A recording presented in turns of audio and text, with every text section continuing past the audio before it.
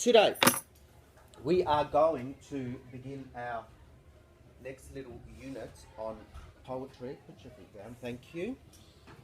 We've only got one lesson, so we'll do a little bit today and we will do a little bit later on in the week. We're going to define and practice using some poetic techniques. But this is what I want you to do first in your books. You've all done KWL charts before, so just by way of reminder, Hugh, what does a K part mean? When we do a KWL chart, Noah. No. Okay, the K is what we already know. Could you close that door? Thanks. What is the W part? Shape. What we want to know. Good. What we want to know. Maybe we've heard something before that's piqued our interest and we're interested to know a little bit more about it. The L part, Seth? Learn. Good. Okay. Obviously that comes later. So, heading, poetry. The date today is the 19th. I'm going to give you 4 minutes. So it should be individual work at this moment. 4 minutes to fill in as much in the K and the W part of your chart as you possibly can. After which we will come together and we will share. Okay. Say again? No. Not today. So let me put the timer on, 4 minutes for that.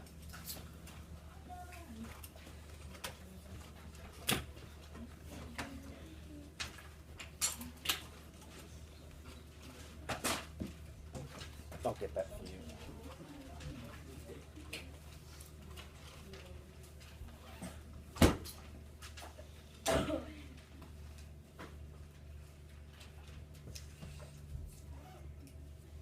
Today's the 19th.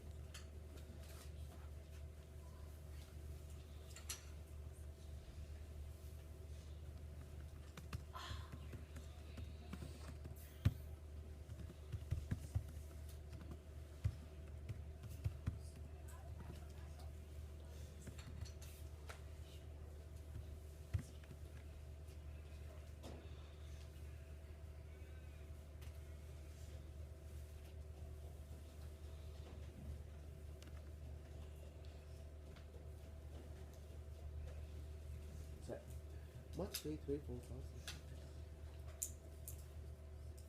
I think we got it. Everyone is here today.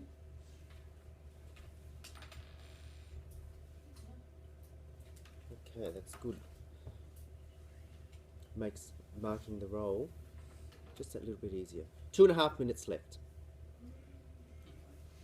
All the things you know about poetry and some things you'd like to know.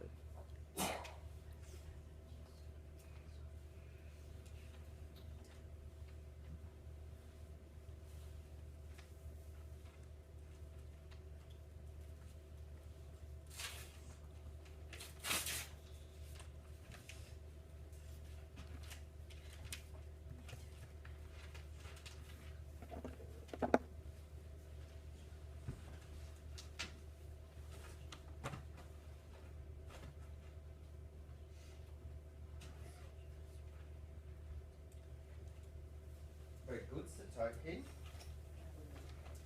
I'll be interested to get you to define for us what that is. Tell us what that is. That's a good one. No, not quite.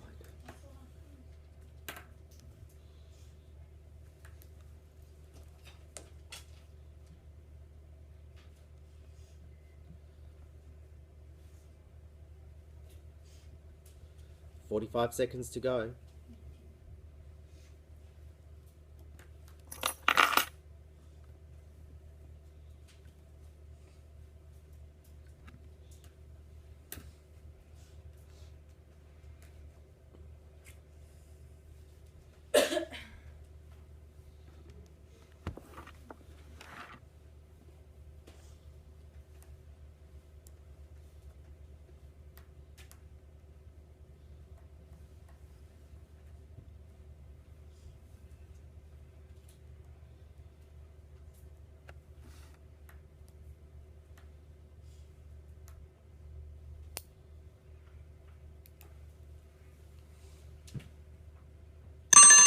Okay, there we go. That would have woken some of you up just a little bit. All right, Hugh, let's start with you. Okay. Tell us something you already know about poetry. Rhymes. So, Not always. some poetry can rhyme. Noah's right, he should have put his hand up, but Noah is correct. Not all poetry rhymes, but that's definitely something about poetry that is true. Sam. Mostly poetry, like it runs in a story.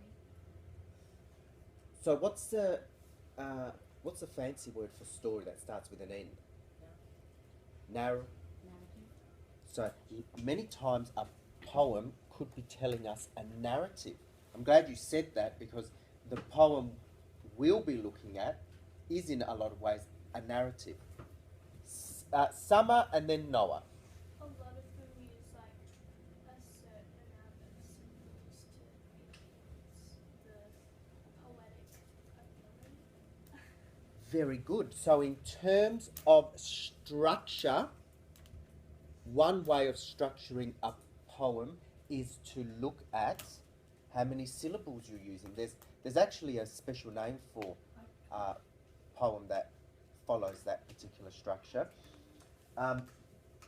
Let me write a couple of your names then so you can rest your arms. So I said Noah. So Toby's going to give us a special one. Adi, Chrisana. All right. Let's go. Noah. They usually have a certain theme to it that they're going to be writing about and going on about through the poem, and also another kind of technique with the poem is a going on technique. Well, I'm glad you've used that word technique because we are definitely going to look in more detail about that. What was the first thing you said? Started with Theme. a theme. Do you know what a theme is? The theme, the main thing is about. Yes, it's definitely about a main idea. Carolina. It's like the focus. It's a focus, so it's something upon which the poem centres. It's not just discussed or looked at briefly, but you can see evidence of it throughout the poem.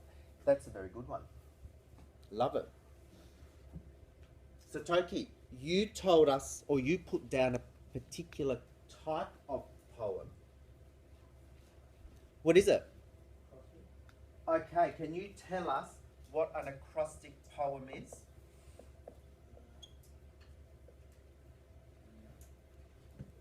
Well, where have you heard that before? Did you write an acrostic poem? And what did you do when you had to write it? Yeah, you can give us a bit more detail. I'll go to Molly. It's basically, you could do it like, I do it like, put letters down the page, you could spell out something, and then you do a sentence or a word going down. Okay, good explanation. Does that trigger your memory, Satoki? You write a word down the page vertically, and then each letter of that word is the start of a new sentence. That's the type of poem. Very good. Adi, you're next. That a lot of poets use like metaphors or similes. So you're going on to the different types of techniques. I won't write anything there because we're going to have a look at 4 techniques today. But very good. They're 2 of the techniques, especially a metaphor, that are the most difficult to understand and to use. Chrisana. I'm pretty sure this is like a technique, but it's similar to what Summer said. I forgot what it's called, but it's when like most of your words start with the same letter.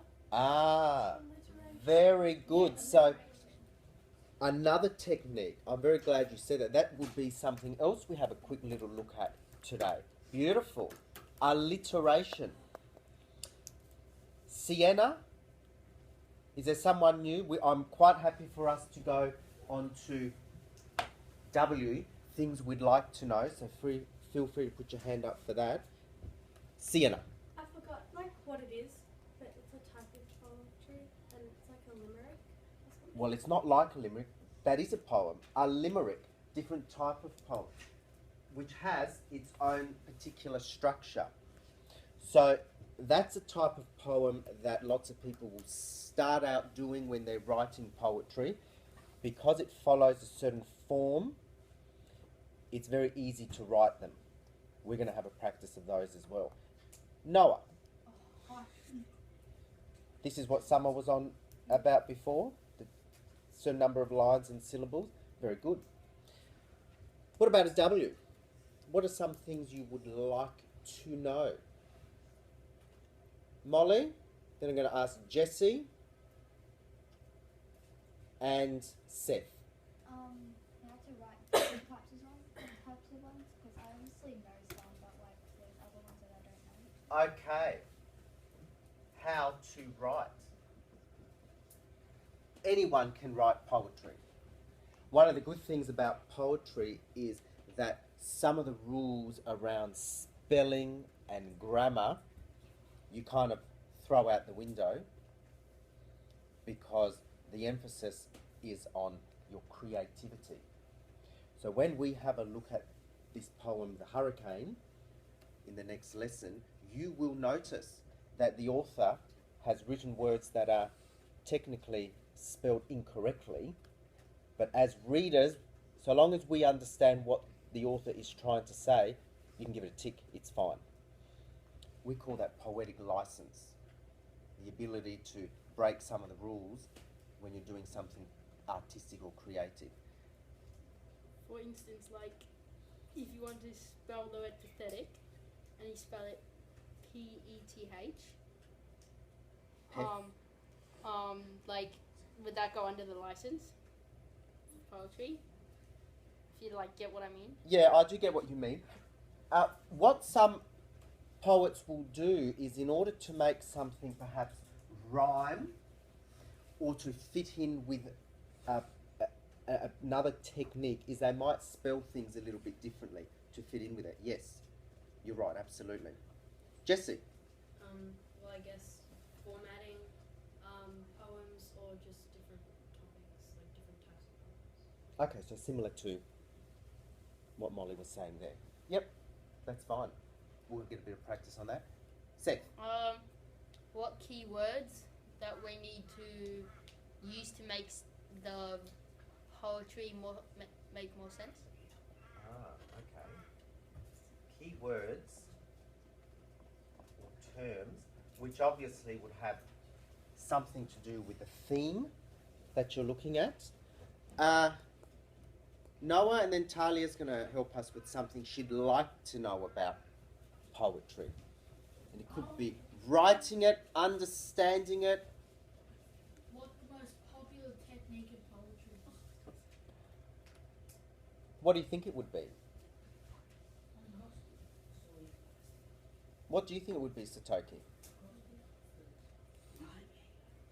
Maybe, yep, acrostic. Certainly in primary schools and lower levels of high school, that's one way we introduce poetry.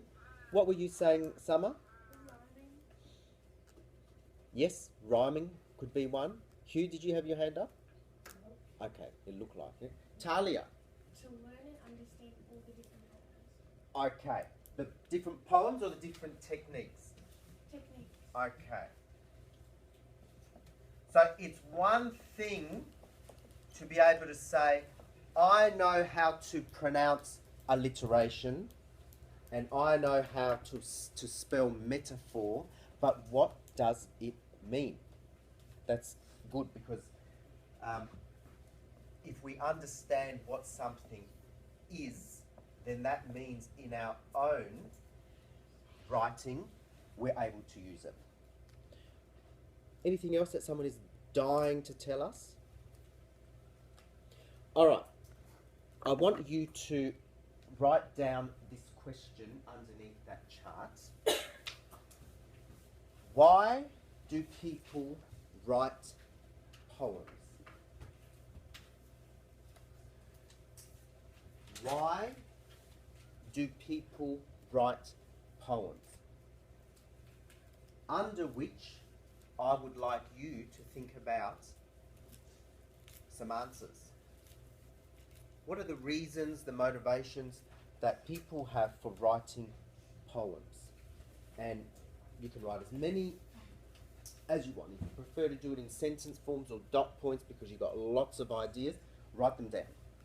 And for that, I'm going to give you 90 seconds. Why do people write poems?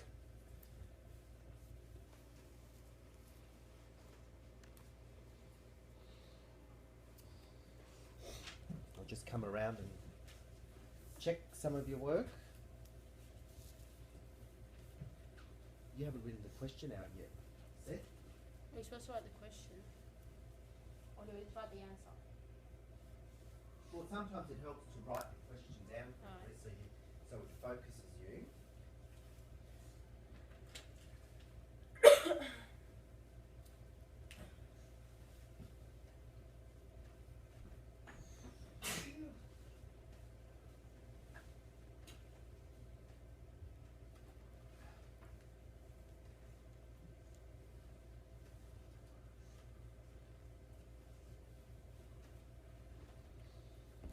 Thirty seconds.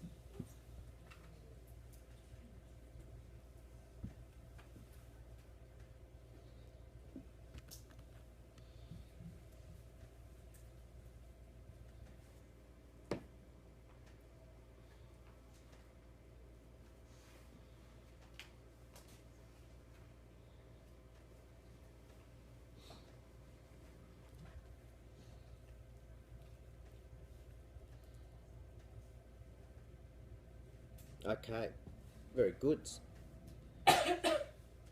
Let's see if we can get some people who may not have had a go yet. Rathbo, tell us, why do people write poetry? To make them feel better about their life. That is absolutely correct. I remember reading a quote from one of my favourite poets who was saying that it is a very good technique if they're feeling angry or upset about things to get it out of their brain and put it onto a piece of paper. Makes them feel so much better. Let's go. Olivia, Carolina, Molly, Sienna. Goodness, this is good. Lots of comments here. Artie, Chrisana, and Satoki. Otherwise, if I put everyone's names, then we're going to be here forever. So, Olivia. It can be a creative way to tell a story. Like instead of just writing a narrative, you could put it in a poem. Very good. It is a creative way to write it. And there's so much feeling that you could put into a poem that you may not be able to put into just narrative, which is written in sentence form. Carolina. It's kind of similar to feel better. Yeah, that's right. It's to express their feelings. Let's put here expression. 'Cause that's a generic term that could apply to lots of different scenarios in expression. Molly. A lot of people would have heard songs, like when they make music or they rhyme a lot and stuff, so it's sort of like a poem. You've touched on to the next question that I'm going to ask you. So we'll come back to that because that you kind of read my mind there with the next thing I want us to have a look at. Sienna. They could write them as a hobby. Yes, a hobby. Some people keep a little journal at home of poems that they write, and it's something that's private. They might not want other people to see it, it's just something they do themselves. Hugh? Maybe to impress someone, like a boy. Yes. Can you give me? So when you say impress, are you maybe thinking in a romantic context? Yes.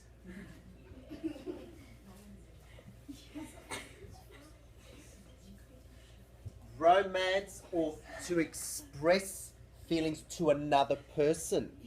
Okay. Sometimes that feeling might not be a positive one, it could be a negative one. But either or, that's definitely a motivation for writing a poem. Artie, To connect their feelings with everyday things. I'm just going to put connection because remember when we talk about texts and we always say texts are connected to another text, self or world. If I put connections here, that's probably looking at this in a deeper way because lots of events happen. People will connect their writing to that. Lots of relationships with people and poets will connect it to that. Chrisana and then Satoki. You kind of like to find, but Okay, but maybe you want to give us an example? well, I've seen a lot of movies, like, I don't know, like people like just try and do that. Yeah. They go. It's like a connection to text, or maybe. Okay, let me push you a little bit. When you see it in movies, somebody writes a poem to another person. That's what you're thinking. How does that make the other person feel?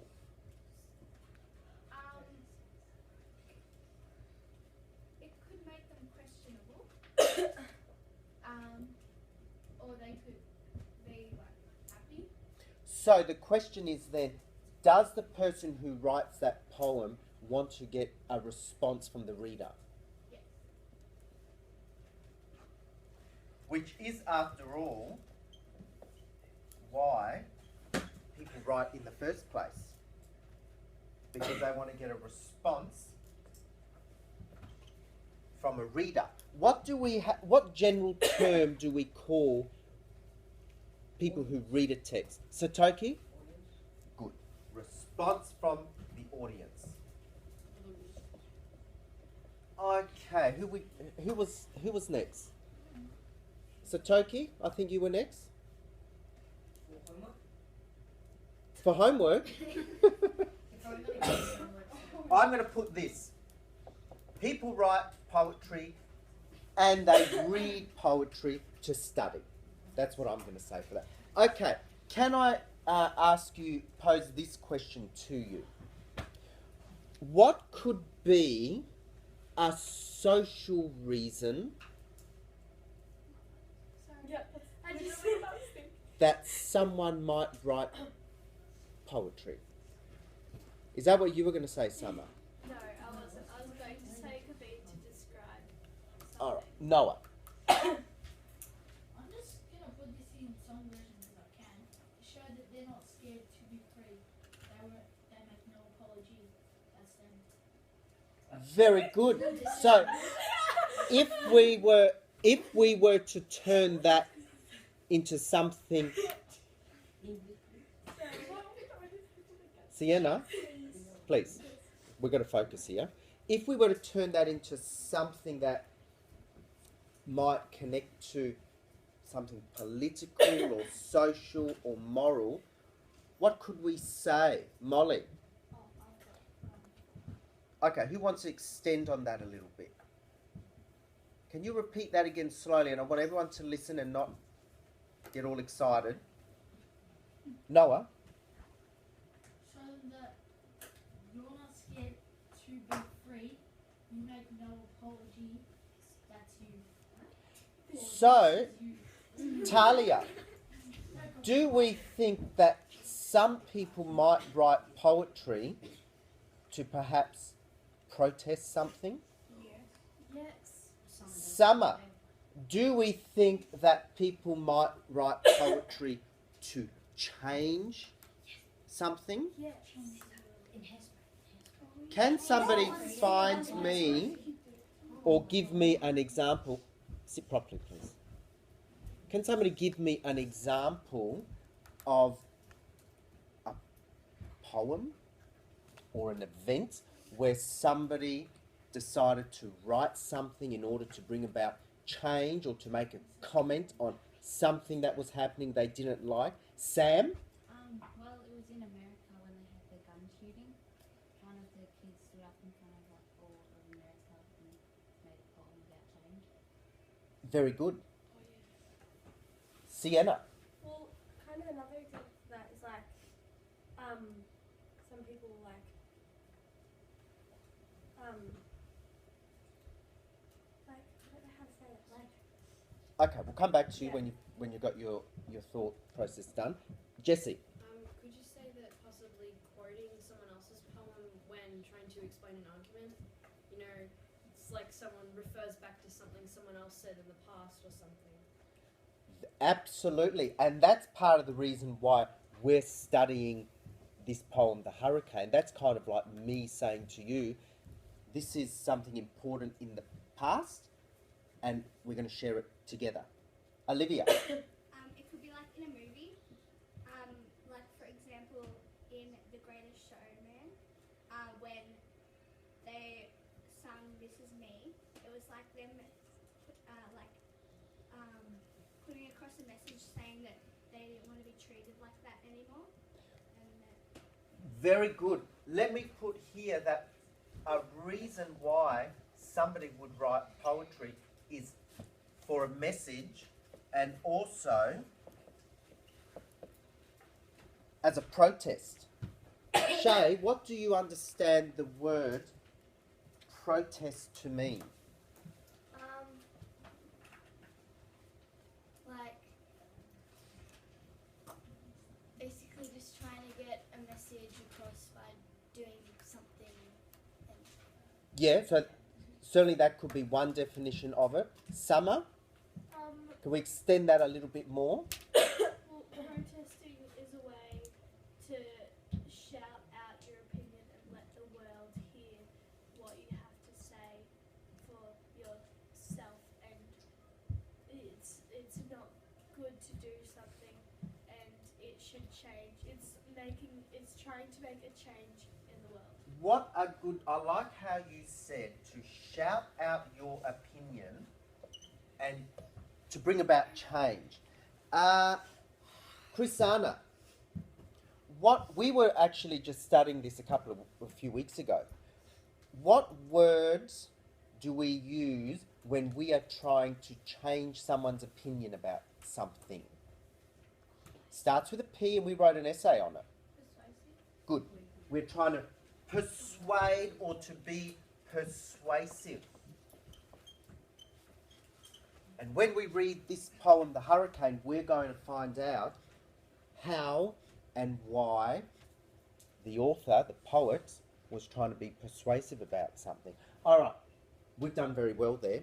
What I want us to do now is to start having a little look at techniques. I'm going to put on a little video for you. This gentleman here talks about poetic devices, which is a synonym for techniques. Different things we do when we write poetry, things that we could include.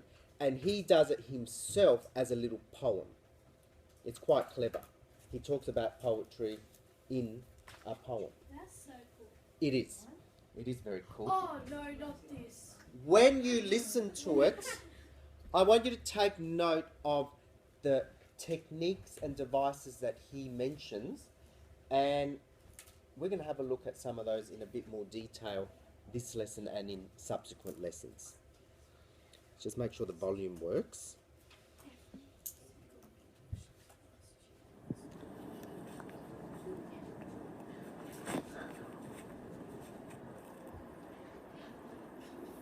Everybody knows rap is poetry, So hold tight, kids. Whatever the vibe is, you can't write right or rhyme sick without recognizing poetic devices. Listen. My metaphors are weapons and swords to slay dragons. Picture the scene, the darkened cavern where imagery happens. I love listening to lyrical language like alliteration. Personification told me these rhymes are amazing. Rhythm moves on beat like drumsticks. Rhyme scheme is too good like couplets. Repetition, repetition. Words from the rapper. And this section here, call it my first stanza. Then I quickly wrap some adverbs in an instant. Describe an adjective, remarkable, isn't it? And colloquial language is really wicked, right? Yeah, innit? And similes are like ninjas, swift as supersonic rockets. And if I stop on this line, you can call it a sonnet. Bring the onomatopoeia, then boom. Am I the first person? Is he the third person? What's your point of view? My hyped up hyperbole is the best the world has ever seen, but I'm not quite sure what ambiguity means. My turn of phrase is 1 in a million. I got a bundle of idioms. Sending silly sentences, I'm just instilling sibilance. So cold with juxtaposition, I'm bringing the heat. Use assonance with speech so people feel me on beats. Iambic pentameter can move me. And a little bird told me anthropomorphism is goofy. Are those oxymorons logically absurd, or are they cleverly dumb? Pause for thought and says Aura. Then the song goes on like enjambment. I run on lines, I love to rhyme. You noticed? Ironic, I'm a poet and I don't even realize. I thought the stream of consciousness was all in my head, so I was sad about pathetic fallacy. It rained and then it snowed. I don't just play on words, I work on words. I set upon them, I set upon them. Let's wrap it up with an acrostic. Exercise now done. Okay, great. A blank verse. Then a free verse with an expression of the freedom within my soul and myself. So nice with devices, hopefully you get the conceit. Oh, poetry, why fill up my bars with apostrophes? When the end rhyme always... Very clever. You know what N actually stands for? Say again. So what N actually stands for? That's like so smart. So, there's a lot there that he went through, which we obviously haven't got time to do today, but I want us to focus on 2. I've written 4 up there because I had planned for us to do 4, but we're going to have to just focus on 2. And 2 that we have already mentioned today.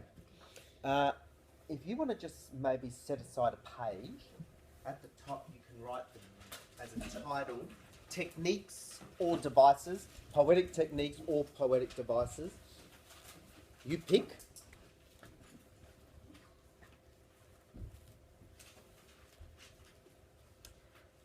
And there is a poetic technique that begins with the letter A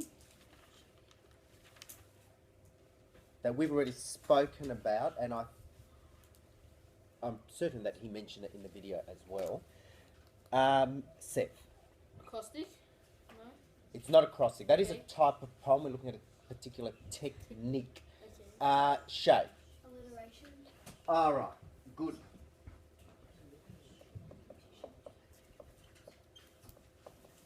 If we can put here alliteration with a colon, because we're going to put a definition after it. But if someone were to ask you to define that term alliteration, what would you say? What would your definition be? Noah's got his hand up, so I'll call on him. Go. I would say it's a bunch of words put together that have the same starting letter, and then I'll give them an example. Okay, you are close. That is a good first go at us coming up with a definition. Who wants to add on that? Artie. It doesn't even have to be like the same letters as long as it's like the same syllables. Like the rhythm. The same syllables? Not the same syllables, like the rhythm in it. It's like. Like a little. You've advanced a little bit more on the original definition too. Yes, it's not got to do with the letter. It has to do with the sound. Chrisana. Like if you like leading onto this, if it was like with the sound, you could say like if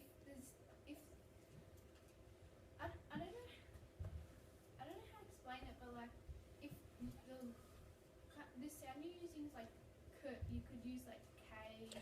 Or Okay, good. different Yes. letters to- That's precisely right. It's the sound we're interested in, not the letter, because different letters can make different sounds. So, an F could be the letter F, but what other two letters, Rathbone, make an F sound?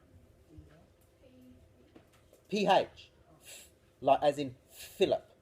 GH, as in enough. Can you not lean back on your chair? Thank you. So it's the same sound. Now Noah said we do it over and over again. What word do we use when we say over and over again? Good. Repetitive is the adjective. You've nominalised it, that's good. But we're going to put here the repetition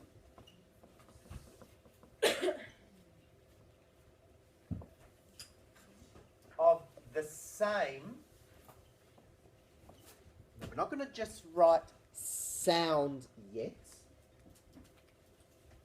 because there's something else that's a little that differentiates it between another technique which is oh so similar. No. We've got two types of letters. One of them we classify A, E, I, O, U. Vowels. What do we call any letter that is not a vowel? So it's a repetition of the same consonant sound. Well, because that's a different technique. What about vowel and consonant?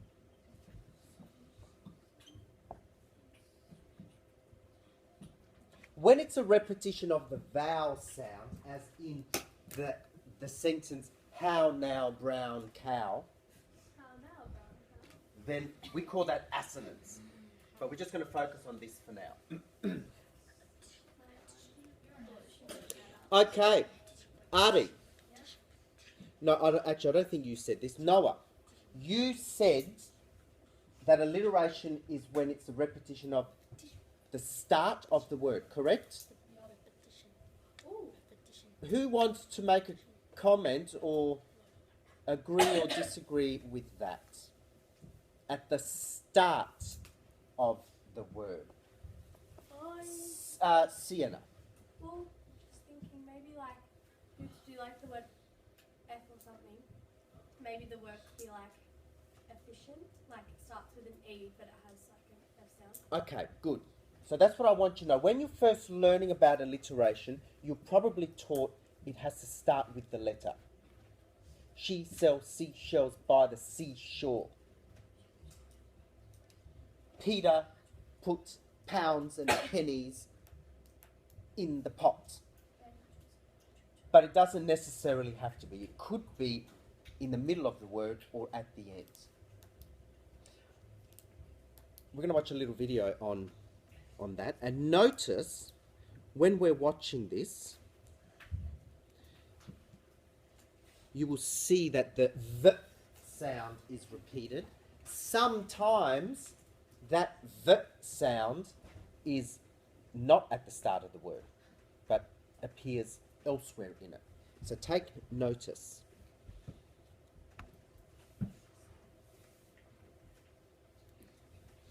Voila! In view, a humble vaudevillian veteran, cast vicariously as both victim and villain by the vicissitudes of fate. This visage, no mere veneer of vanity, is a vestige of the vox populi, now vacant, vanished. However, this valorous visitation of a bygone vexation stands vivified, and has vowed to vanquish these venal and virulent vermin, vanguarding vice and vouchsafing the violently vicious and voracious violation of volition.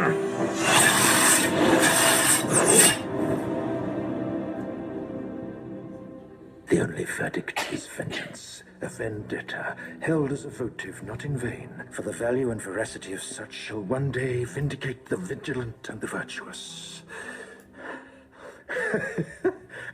Verily, this vichyssoise of verbiage veers most verbose, so let me simply add that it's my very good honor to meet you, and you may call me V. As if we could call him anything else. Is that on like Compass or something? How do you Yes, do sir. that? Because I wanna actually All right. define some words. Before we pack up, because the lesson will be over soon. This is what I want you to do, a little challenge. I want you to have a go at writing a sentence that uses the poetic technique of alliteration. Now, to start off with, you might decide I'm going to begin every word with that same letter sound. But if you want to give yourself a little challenge, maybe see if you can insert that sound in the middle or at the end of the word. 2 minutes or 3? Rathbone, what do you think? 2 minutes or 3 minutes to do that little task? I can see 3 wants to come out of your mouth. Okay, 3 minutes. Let's go, ladies and gentlemen. Can you put that V video on Compass? I want to listen to it again. I want to like pause it and then define some words. Oh, you want to put it on Compass? Yeah, because I want to listen to it and look at it. Yes, I'll see if I can do that. Did you see what I did there? I don't know. Very good. You're a clever, clever young man. I don't care.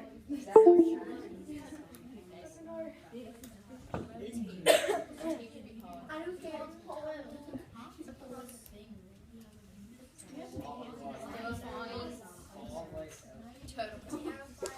Seth, stop leaning back in the chair. Let's get focused on this task. Okay, so you can do anything, but with the alliteration.